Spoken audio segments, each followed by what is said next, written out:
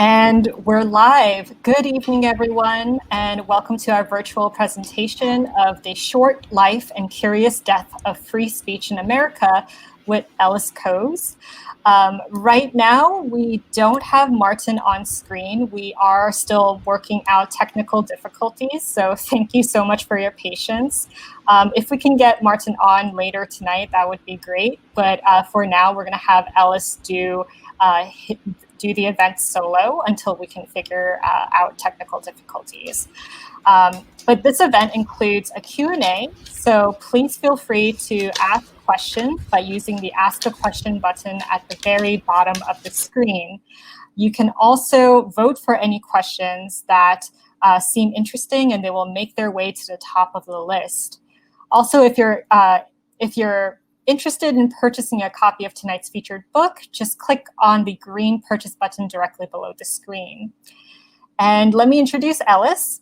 Ellis Cose is the author of a dozen books on issues of national and international concern, including the best-selling The Rage of a Privileged Class and Democracy, If We Can Keep It. He has been a contributor and press critic for Time magazine, chief executive officer of the Institute for Journalism Education, and is a former chairman of the editorial board and editorial page editor of the New York Daily News. He is also the recipient of several fellowships at the Gannett Center for Media Studies at Columbia University, the National Research Council National Academy of Sciences, and more. And with that said, I'm going to bring Ellis on screen. And enjoy the talk, everyone. Thank you, Rira. And let me apologize for the technical difficulties, which actually I think we're still experiencing because I'm getting a great deal of feedback here with my own voice. So Martin Garbus, who is a lovely First Amendment lawyer who is going to do a great interview. At this point, we can't not reach him. So what I'm going to do is first do a reading from the book. And then I will talk a little bit about why I wrote the book and what it tries to accomplish. And in the meantime, Rira, if you can get rid of that echo, because I'm hearing myself, I'm hearing echo everything that I'm saying. So if we can somehow figure out a way to get that gremlin out of the process, it'll be a lot less distracting. Okay. So this is from the intro, and let me just hold up a copy of the book first of all, so you can see it. Oops, that's okay. So it's The Short Life and Curious Death of Free Speech in America. And I'm going to read a bit from the introduction.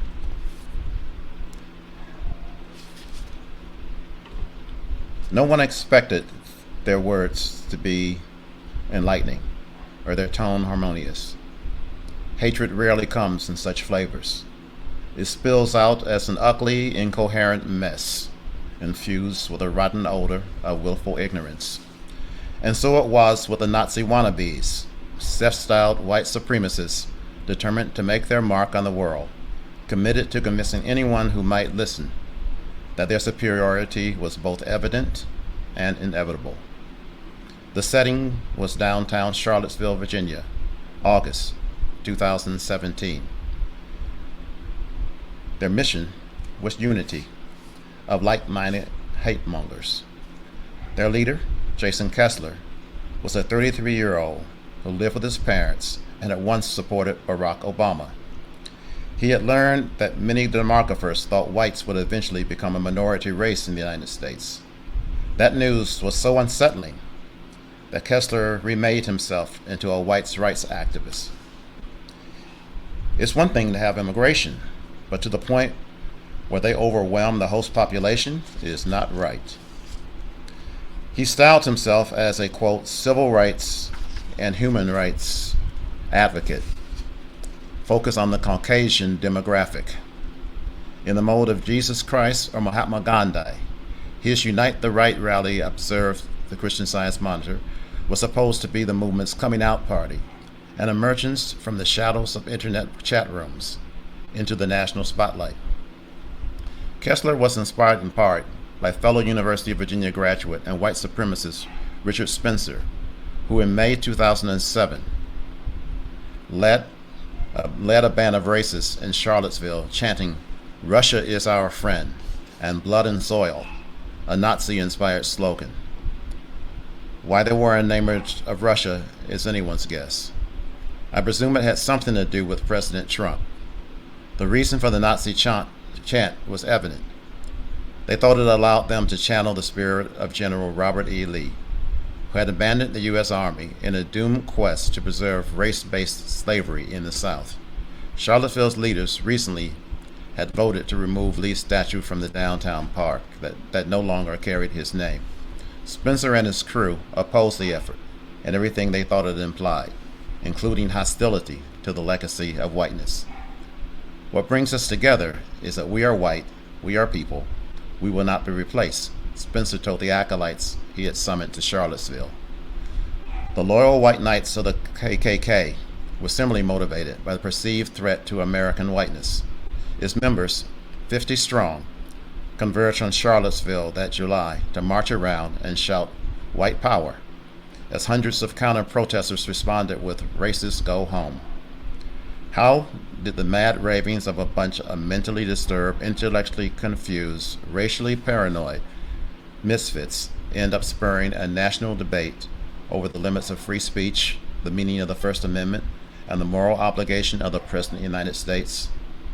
One reason is that despite Kessler's efforts to cast himself as the Martin Luther King of white rights, the rally engendered fears of made-for-TV scale violence. As news of the event spread, and some sense of its size became clear, several local businesses announced they would temporarily close out of concern for the safety of their customers and employees. University of Virginia, located in Charlottesville, asked students to stay away.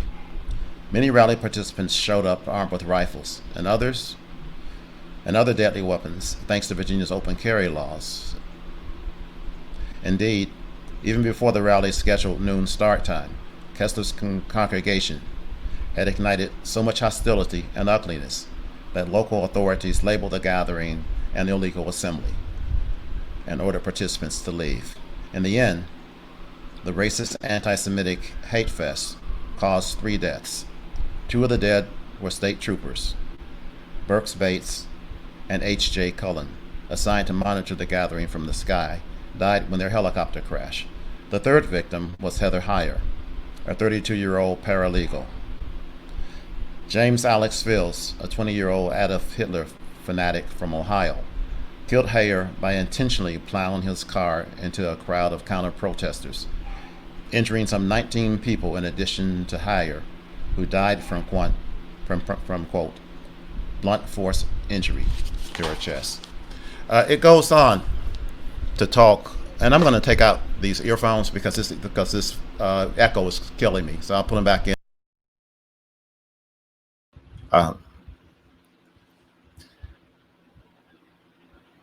Okay, that's much better. In the end, of course, this became a national tragedy.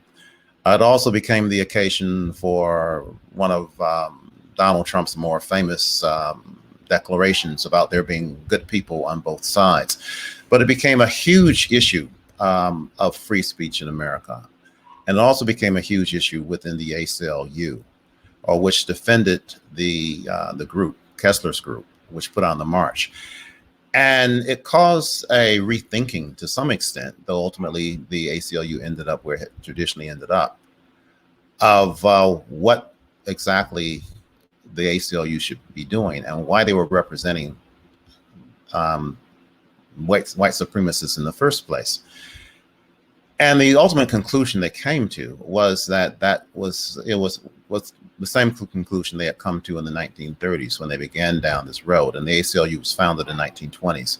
And in the 1930s, when Nazism was on the rise in Germany, the KKK became a force of some sort in the United States. Not the KKK, but the Nazi organizations became a force of some sort in the United States. And the ACLU, because of its stand of defending the right to free speech as opposed to the content of speech, decided that it needed to defend such organizations. And it wrote a fairly well-known pamphlet within the civil liberties community in the 1930s, which basically raised the question is, why do we defend people who are so objectionable? And what they concluded was that there was no easy way, if they were going to defend the right to speech, to discriminate and only apply that right to good speech. And that was essentially the same argument that carried in 1978 when you had one of the more famous incidents in ACLU history, which was a group of neo-Nazis, again, who decided they were going to hold a march in Skokie, a suburb of Chicago, which then was home to a number of Holocaust survivors. And Skokie responded by passing ordinances that essentially outlawed the march. And the neo-Nazis went to the ACLU and said, please defend us. We want to do this march for reasons of their own. And the ACLU, at that point, the issue was uncontroversial within the ACLU. And they decided, okay, fine, we'll defend these people. And it was so non-controversial. The state chapter head who decided to take the case didn't even check with National before doing so. And this case became a huge, famous case within, across America. And thousands of people decided they were going to leave the ACLU because of it. There were great protests against the ACLU. There was a huge outcry as to why they were defending such objectionable people.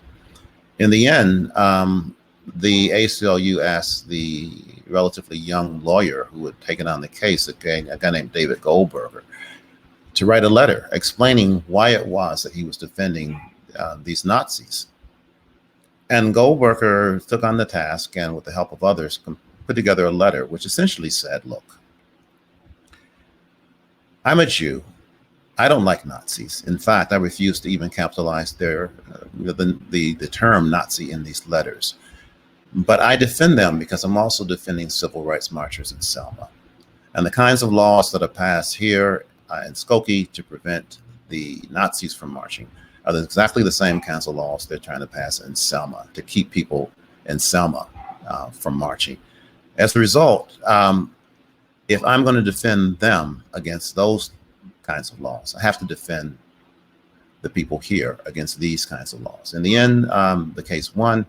And in the end, the Nazis never marched because they had reasons of their own. They ended up marching in Chicago. But that event became a famous one in ACLU history, a famous one to some extent in American history, and sort of set the bar for what the ACLU and many civil libertarians saw as a justification for free speech. The incidents in Charlottesville caused at least a rethinking of that and a national debate as to what limits and what extent one should go to in defending hate speech, and that debate continues. As I say, the ACLU itself decided that, and I should say that I'm a former writer in residence for the ACLU, but the ACLU itself decided that they would continue to defend such people, and they would continue not to make content-based decisions, or at least solely content-based decisions, but they would not defend people who seemed primed to engage in violence. And that was sort of where it was left, and they came up with a set of procedures to deal with this stuff. So one of the things that this book attempts to do is to look at the whole question of free speech and limits on it, and how they can be drawn, and what happens when society changes and when the norms of society change. That's one part of it. The title, which begins with The Short Life. Why do I say the short life?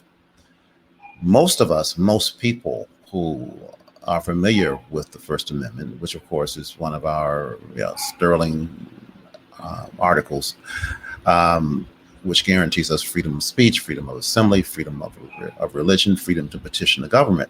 Most people, first of all, say, wait a minute, that right has been with us from the beginning. And in a sense, that's pretty much true. I mean, it's been with us since 1791, which is when the Bill of Rights was ratified, the first 10 amendments to the Constitution. So they've been around for a long time. Initially, many people thought that the U.S. really didn't need a Bill of Rights, because why would they need a Bill of Rights when they were constructing the government? A Bill of Rights would protect you against what, England or whatever, but why would you need a Bill of Rights to protect you from your own government? And that was one of the arguments. Ultimately, James Madison prevailed upon them to pass a set of amendments, which became the Bill of Rights. And that was in 1791 that got ratified. You go to 1798, only a few years later, you have the French Revolution in process, and the side effects from that. You have the fear of the violence from Europe coming to America, along with foreigners from Europe coming to America. And the Congress decided to pass the Alien and Sedition Acts, which essentially nullified the First Amendment. That the alien, first of all, the aliens parts of the acts allowed them to deport people. It extended the time for deportations, but the sedition part of the act basically made it a crime to speak out against the then Federalist government. So you had a number of people of the press particularly who were imprisoned for criticizing the federal government. Well, that sort of all ended once Thomas Jefferson came in, and the laws expired. At least some of them expired. And Thomas Jefferson didn't think it was a good idea. Ended up getting these people released from prison who had been in prison, and that chapter was pretty much behind us. But the respect for the First Amendment didn't emerge out of that. And so you had a long period where we had this amendment on the books and it wasn't really respected. And in fact, it was not obligatory on the states to even adhere to the First Amendment. The First Amendment specifically was directed at the impositions of the federal government, at Congress, and by implication, the federal government in general. So, and Madison had actually argued for freedom of the press, as something that states were bound to do, but that argument failed. And so you had a First Amendment, but states weren't obligated to adhere to it. And as a result, you had many states could pass whatever kind of laws they wanted to prevent people from speaking out against what they didn't want them to speak out against. And one of the things that they didn't want people to speak out against was slavery. At least Southern states didn't. So most Southern states made it illegal to speak out, or to print publications for advocating abolition. And as a result, you had people who were arrested, jailed in the South. You had people who were flogged. You had newspapers that were burned, and there was there was no real redress for that. So the First Amendment, as we tend to think of the First Amendment, did not really begin to take shape until early in the 20th century.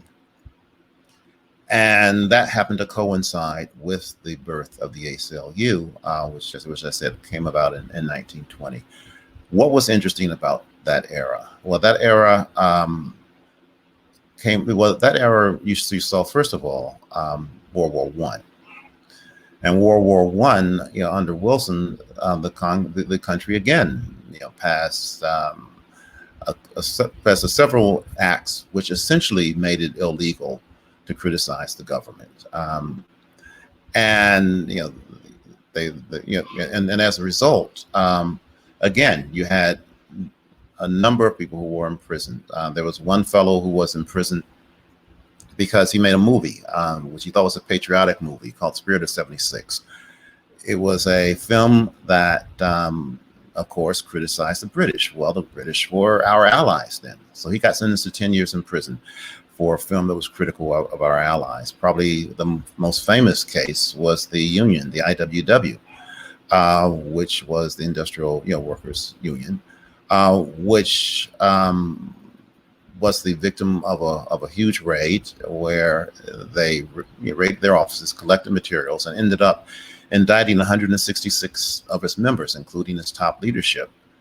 And they were hauled into a courtroom in Chicago, with the largest trial I think ever held, in 1917. And these people were hauled into court, basically because they had criticized, they were opposed to the war, and they were convicted.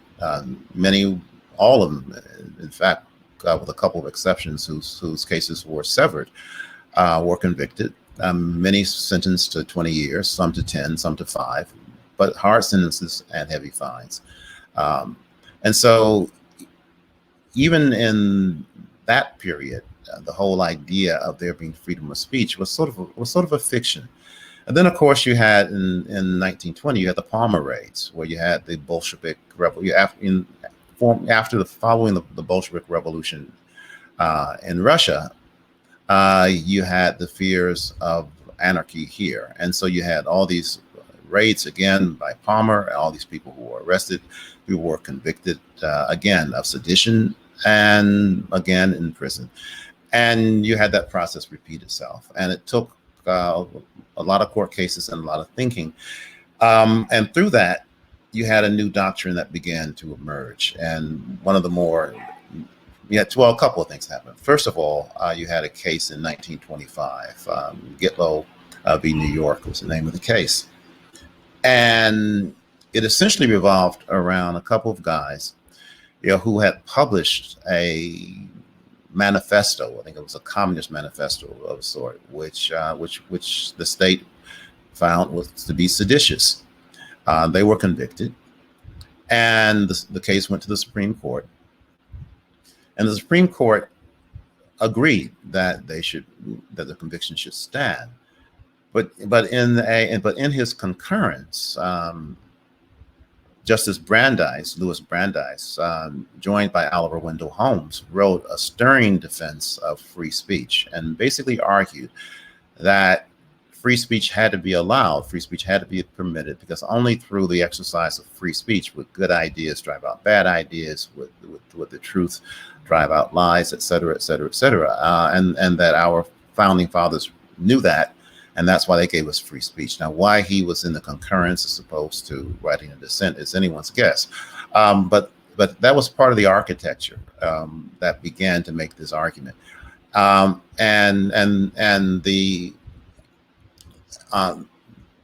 also was the beginning of the incorporation, it was called, of the First Amendment into an obligation of the states by virtue of the due process clause of the 14th Amendment.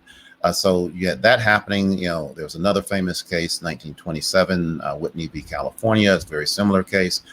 And Brandeis and Holmes, again, made a very eloquent defense, even though they, again, upheld the conviction, made a very eloquent case, for defending free speech. So the idea of the defense of free speech took root, and it took several decades for it to reach its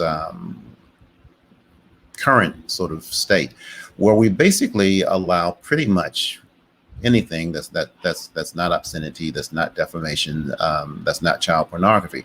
But it took a while to get here. And even in 1941, you had a case where the Jehovah's Witness, 1942 rather, you had a case where Jehovah's Witness had insulted a cop, and he called him, I forgot exactly what he called him, but he basically called him, a name.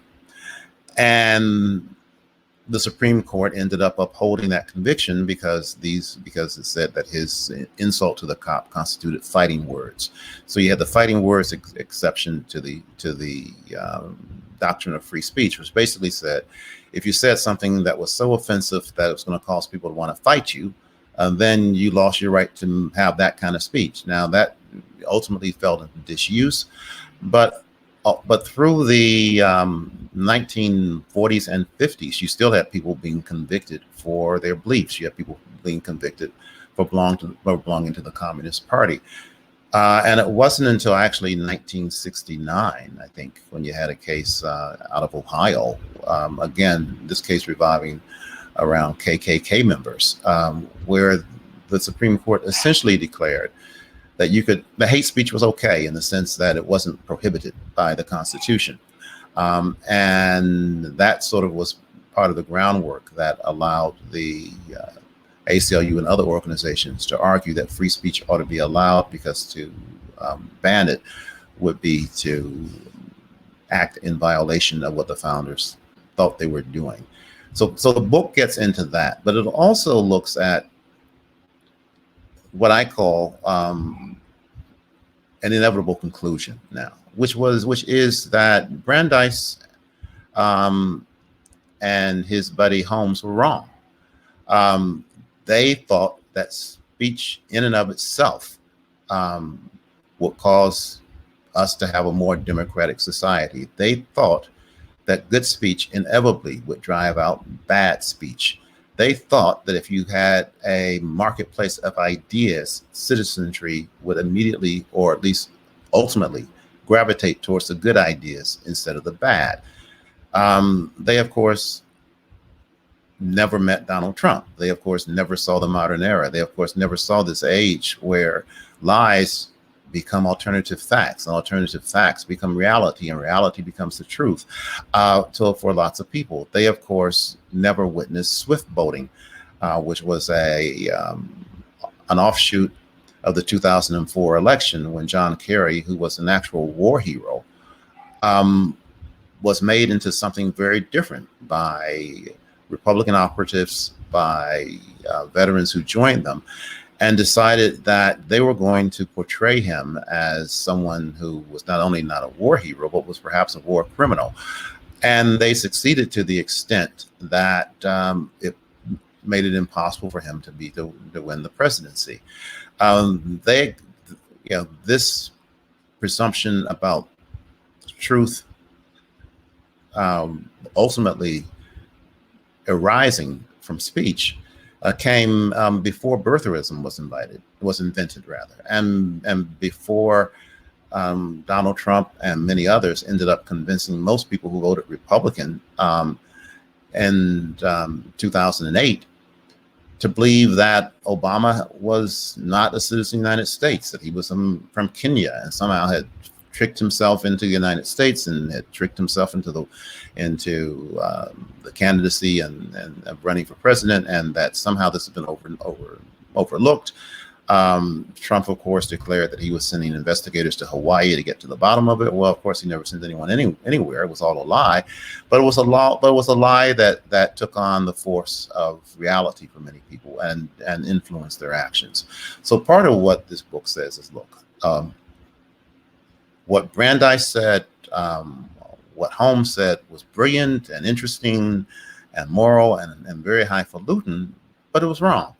And what does that mean for us as a society? What does it mean for us as a society when you have social media that didn't exist back in 1791 when this amendment was ratified? And that certainly didn't exist even in the 1920s, 30s, 40s, 50s, 60s, and 70s when the modern doctrine of free speech was being created. Interestingly, and I'll make this point and then perhaps stop for questions. But interestingly, Mark Zuckerberg got himself into trouble, or at least got severely criticized by many people, including me, a couple of years ago, when he made the decision that Facebook was not going to monitor or at least regulate in any way political advertisements, even if they were outright falsehoods, if they were outright lies, because freedom of speech dictated that they not do that. And he went on to argue that this was in the great tradition of U.S. law, because according to an esteemed Supreme Court decision, Sullivan v. New York Times, 1964, according to the Supreme Court decision, which revolved around what he called misinformation that was put out by people who took out an ad in the New York Times. Misinformation was protected speech, and it should be allowed. I took exception to his statements for several reasons. One is that his facts were just flat out wrong. New York Times versus Sullivan was not a case about misinformation, as of course the ads that were being contested in Facebook were essentially advertisements by the Trump campaign, which spread conspiracy theories, repeated falsehoods of the sort that you heard last night, for that matter, about the Bidens, etc. No, what the case from the New York Times versus Sullivan was about was several ministers who were allied with Martin Luther King in the South in 1960, who were fighting for the survival of the civil rights movement. And they published an ad which to raise funds, but which told their story. They talked about the many arrests that Martin Luther King had had. They talk about the brutality that had been visited upon students and others who were trying to integrate various institutions. They talk about the threat to well-being and life for people who are working for voting rights and civil rights in the South. And they criticize the police in the South, and they criticize government officials. So the police read that and said, wait a minute, didn't they just libel us?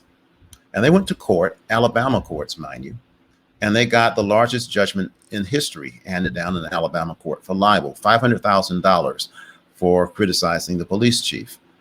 Several other Alabama officials decided they were going to join the gravy train, and they also filed suit. So there were potentially several $1 million of liability that will be imposed on a handful of black ministers and the New York Times, because the people in Alabama were also against the Yankee press for covering the civil rights movement and exposing the blatant racism that was endemic to the times. So this case goes to the Supreme Court, and the Supreme Court essentially says that you need to prove you need to prove actual malice. You need to prove, in order to win, that these people not only lied, but that they intended to lie, and that this was a case where they went ahead anyway with falsehoods. Well, that gets to the question of Zuckerberg saying, well, this is comparable because they were also publishing misinformation. The sort of misinformation in quotes that they published was the fact they got the number of times King had been arrested wrong. As opposed to 6 times, they said 7 in the ad. As opposed, and they conflated a couple of different events and made it one event in terms of when students were arrested and how they were treated. Small details like that, which the Alabama officials seized on to try to shut down the civil rights movement and to shut down the press that was covering them. Nothing at all comparable to what Zuckerberg was facing, first of all.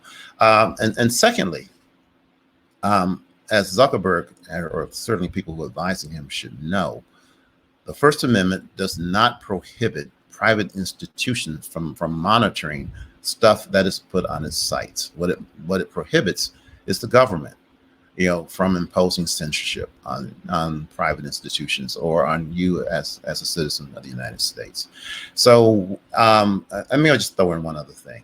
What it also wrestles with in this book are things like Citizens United from 2010, which was the Supreme Court decision, which essentially declared that corporations were citizens, were not citizens, but were persons just like you and I. And like you and I, they were entitled to the right to free speech, which in this case means they were entitled to pour unlimited amounts of funds into political races and to distort the political dialogue through their means, through their money, whichever way they liked. And one of the more brilliant critiques of that decision was made by John Paul Stevens, the retired Supreme Court justice, who pointed out in the quite common sense idea that, wait a minute, corporations are not human beings. They don't vote. They don't die. They are not subject to the same laws that we are. And in fact, to say that the founders intended this result is ridiculous, because corporations, for the most part, didn't exist back at the time of the founding. In fact, the corporations were only established by special charter, and there were limits on their powers and what they could do. So it looks at how the First Amendment has aged, how the doctrines of free speech have evolved, how and whether they can survive our current political atmosphere and our current technology. and where we are as a society. So with that, I'm going to put on my earphones again, and hopefully not get this awful feedback. And again, my apologies that you missed out on hearing Marty, who's really a wonderful lawyer, a great person, who's defended everybody going back to Lenny Bruce and others, and is one of the giants in the whole realm of First Amendment law. So anyway, it's our collective loss, but we will now be open for questions. And since I wasn't prepared for this, I guess I'm going to try to do it as best I can. And I think that I should check something here. Okay. Okay.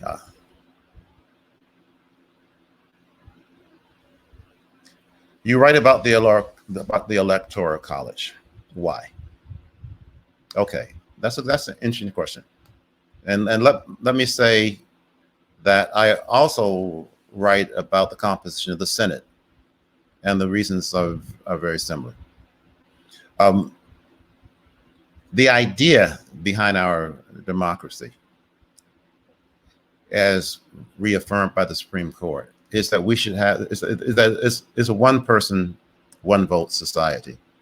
That our opinions should be weighed equally, at least as it pertains to the decisions that are made by public authorities and officials. The very existence of the Electoral College is an insult to that. The electoral, and it's not just the Electoral College.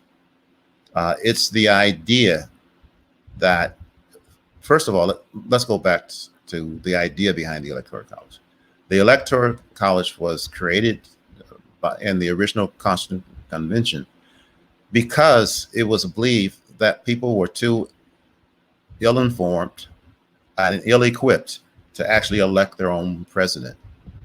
So you needed a group of distinguished men, and it wouldn't be only men. I mean, later with the 19th Amendment, women got the right to vote, but that didn't happen in 1920. And of course, it was also all white men. And for the most part, it was landowners. But it was only this class of people who really had the ability to choose who could be the leader of America, because it wasn't then the free world. Begin with that. Do we really want to take that notion into our current century? It was also made in a time prior to television. So there was a sense that the public wouldn't even know who these national leaders might be. I mean, other than George Washington, there was at that time no one politician of uniformly high national standing. So again, you needed this college of men to make this decision, and they would deliberate and they would decide who became eligible to be president, because they wouldn't even make the final decision. The decision might be made Congress. There were several different schemes that were considered at the time. You export that system, and it also, and this is not really pertinent, but it gave disproportionate influence to slaveholding states, because the way that electors were chosen, the number of electors that were chosen, resulted from combining the number of senators and congressmen that you had. And so, and for purposes of representation, slaves were counted as 3/5 of a person, even though they couldn't vote. So you had all these things built into the Electoral College, but the major problem with it was that it assumed that, one, these people were going to be independent actors who were going to be making wise decisions. It didn't assume it, and this was before parties became nearly as powerful as they are now, that party hacks be making these decisions. It also didn't assume that all the states, except for two, Maine and Nebraska, will go to winner-take-all systems. So we now are stuck with winner-take-all systems, which actively discriminate against minorities in every large state. You have over 50% of blacks, for instance, who live in the South. But yet, of the 106 counties that are minority black, 105 of those are in the South. But nowhere in the South do blacks constitute a majority, which means that in the winner-take-all system, where you also have heavily racialized voting, which happens in the South, blacks essentially have no vote, not in the South, in terms of choosing the president. It's about political voice. And voting is not necessarily the same as speech, although Stevens in his dissent defends it as a form of speech. So I thought it was worth looking at. And for the same reason, I thought the Senate was worth looking at. I mean, the Senate, of course, as we all know, gives each state 2 members, irrespective of the size of the state. Back in the day, the largest state was Virginia. The smallest one was Georgia. The difference between Virginia and Georgia was pretty large, but I think Virginia was like 18 or 19 times the size of Georgia. It's not like it is now, where you have California on one hand with 30 million people, and Wyoming on the other hand with less than 500,000. You have a huge disparity, and yet they each get the same number of senators, which basically means that we now have a minority government in the United States. Because if you just look at the mathematics of it, 18% of the population can totally veto any appointment and totally pass any person appointed by the president to the Supreme Court and to federal judgeships, which are lifetime appointments. You have 18% of the population that basically can dictate to the rest of the 82% of the population what laws they have to accept, what laws they don't have to accept. That's something fundamentally undemocratic. And though it doesn't technically fit within the rubric, under the rubric of the First Amendment and free speech, it suddenly fits under the rubric of speech. And let me see another question here. You had another book published earlier this year, Democracy, If We Can Keep It, the ACLU's 100-year fight for rights in America.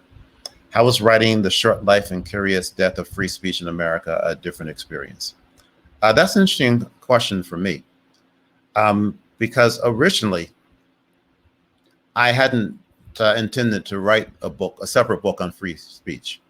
I had thought that it would be something that could be accommodated within the other book, which is a 100-year history of the ACLU, and decided after some reflection that it really couldn't, for a couple of reasons.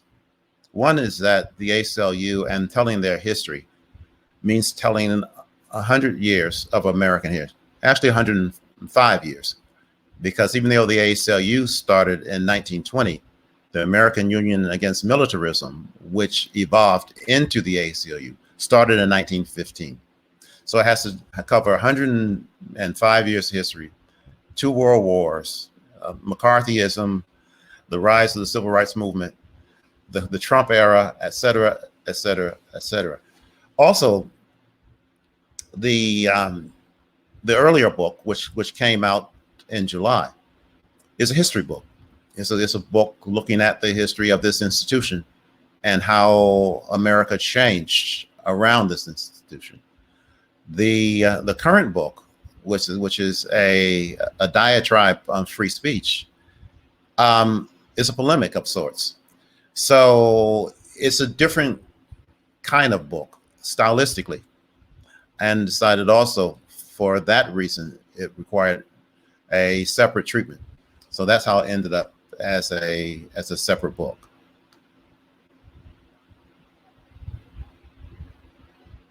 Let's see here.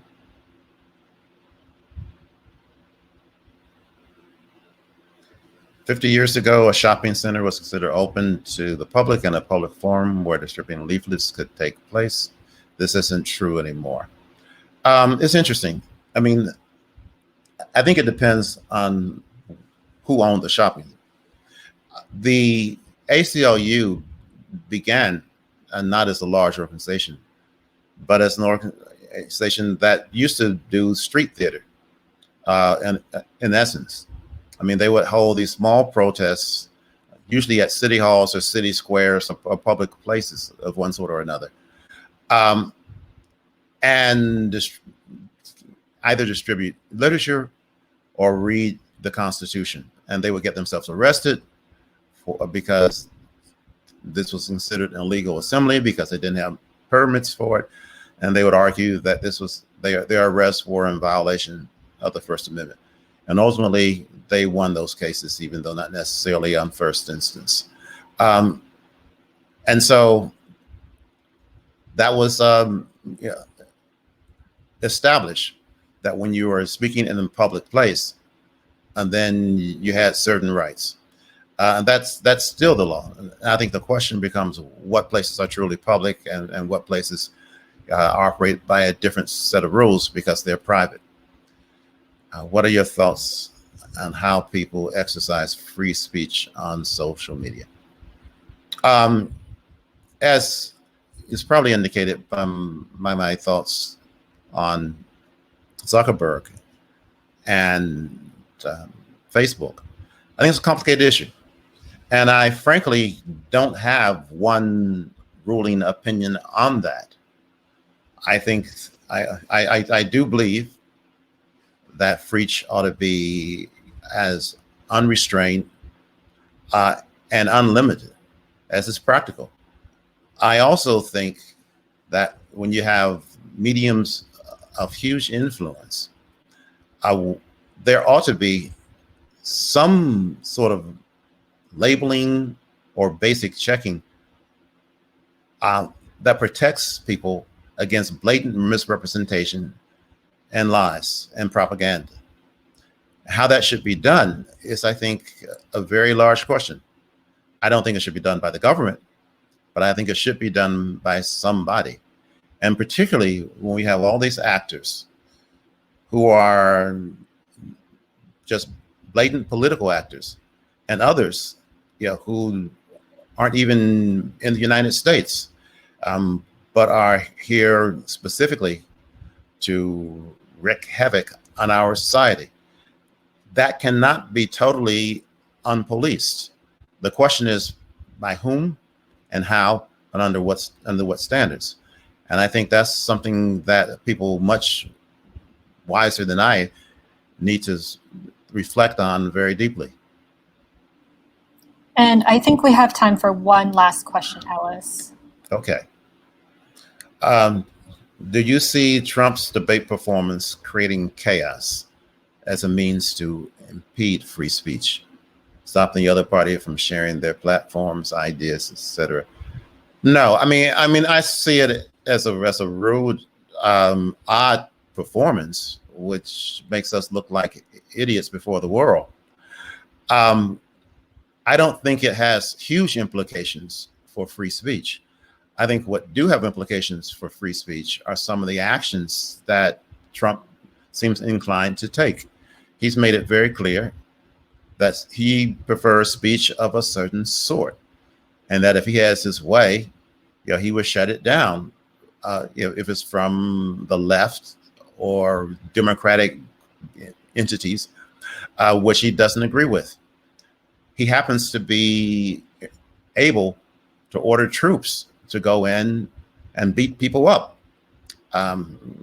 Not too long ago, he got a lot of publicity because he forcibly shut down activities in what was then Lafayette Park in Washington, D.C., so that he could march through a crowd, or at least march through the park, and hold up a Bible in front of a church that he rarely attended. So I do see lots of threats from that perspective on speech. I also see the normalization of lying by government as not an infringement on free speech in the sense that it denies citizens the right to speech, but as a way of compromising speech because it makes the official organs of our society agents of propaganda. And that is as far from the philosophy underlying the architecture of the First Amendment and free speech as you can get. Okay, let me come back on screen. Thank you so much, Ellis. I know that we've had some technical difficulties early on, but you're such a champ. Thank you to everyone who tuned in tonight and asked questions. Again, if you're considering supporting our bookstore by purchasing a copy of tonight's featured book, just click on the green purchase button directly below the viewer screen. It will take you to our website where you can finish your purchase. We also have Ellis's other books on there, so check those out as well.